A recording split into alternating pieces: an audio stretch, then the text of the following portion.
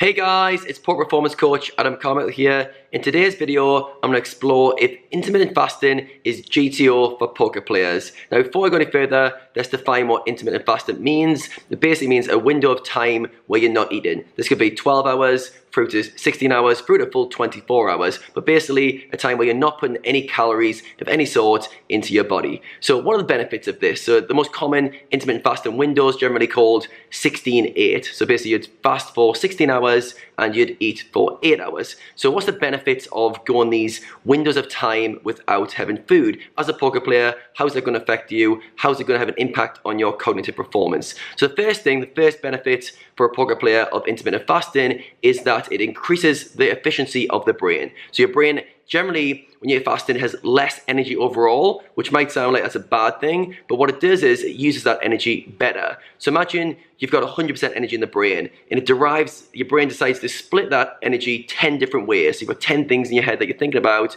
and it's focusing on different things. Now, if you fast, your brain naturally goes in a bit of a protection mode, and you end up you have less energy to use, and it uses it more effectively. So now imagine you've only got 50% energy in the brain, but you're only focusing on 2 things. So now you've got like high levels of focus on a small number of things. So as a poker player, that's really good. That less energy, but more efficient use of energy is really, really good because you can direct that at the poker tables and be one-track minded. Stop not worrying about what's happening on social media, not worry about what your friends are doing, just focused on the poker tables and on one thing at a time. So I think that is definitely beneficial for that efficiency and less wandering of the brain. The second benefit for poker players of fasting is the benefit on your hormones. So in particular, brain-derived nootropic factor, BDNF for short, gets released whilst we fast. It also gets released as we exercise, and sauna and a few other things cause the spike. But basically BDNF is like miracle grow for the brain. It helps us form new connections, learn information faster, process information faster. So it's been shown like time and again that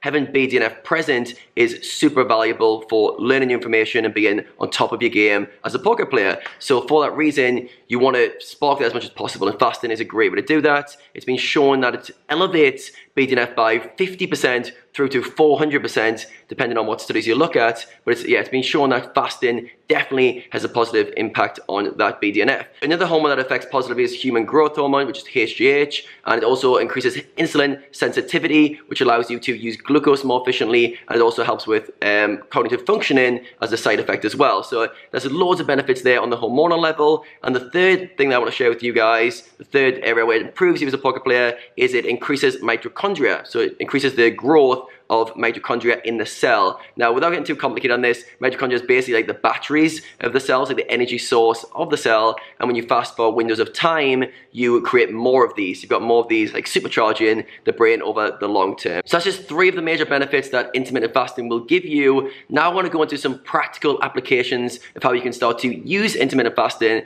as a poker player to get these results. So basically, if you haven't fasted before, I'd say go for the 12-12 approach, which means you have like a 12-hour window where you don't eat. So for example, say you have your evening meal at 8 p.m, don't eat again until 8 in the morning. So this creates that minimum effective dose of a period of time where you're not fasting. You'll get some of the benefits from fasting doing this, and it's a very easy step to take. So if you haven't fasted before, this is step number 1. The second step I'd go to would be to fast for 14 hours and have a 10-hour eating window. So that might mean you could eat at 10 o'clock at night, and then you wouldn't eat again till 8 in the morning. So this gives you a 10-hour eating window, and this is what I do on a daily basis. It's more flexible than other approaches, and allows me to get the benefits of being in that fasted state, all the cognitive performance enhancements I get from fasting, and also to pursue my gym goals, still put on muscle mass without restricting calorie intake too much. And the most common one in the intermittent fasting world is called 16-8, where you fast for 16 hours and you eat 8 hours. So this could be you have your evening meal at 8 p.m. and then you don't eat again till 12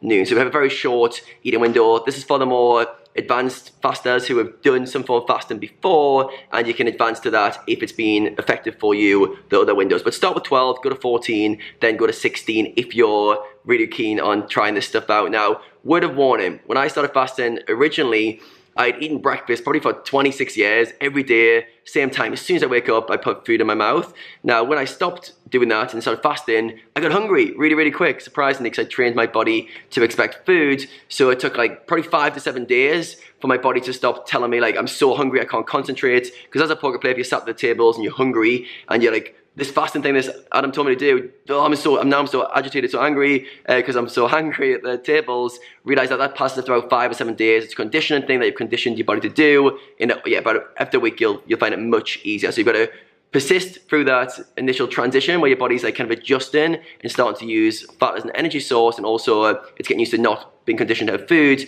But yeah, try it out. Try a food window that works for you. So yeah, try like a 12-hour window that works for you, then up into a 14-hour window if that's starting to work. You might want to stop there like I do. I stop on the 14 hours, and it's mainly because of just lifestyle benefits. I like to be able to have a nice evening meal when I'm out and about. I don't want to be too restrictive with that window, which would cost me a bit of social gathering and eating there. But yeah, try it out and see how it works for you. So if you guys got some good value from this video, I want to show you the benefits of intermittent fasting for a poker player, but also give you some practical implications which you can use right away. So hope you got some good value from it. Let me know in the comments below if you're fasting or if you're going to start fasting as a result of this video. Now before I leave you, if you enjoyed this video, there's a great chance you're going to love the free training series I put together for you, which you can get by clicking the link below in the description. It's going to teach you how to create freedom in your life with a systemized approach to poker, how to unlock your potential, and also how to become the complete poker player with a GTO approach to poker using all the off-the-table factors that are going to blow your mind. So hope you guys enjoyed this. Click the link below to get the free training series, and I look forward to speaking with you guys very soon. No.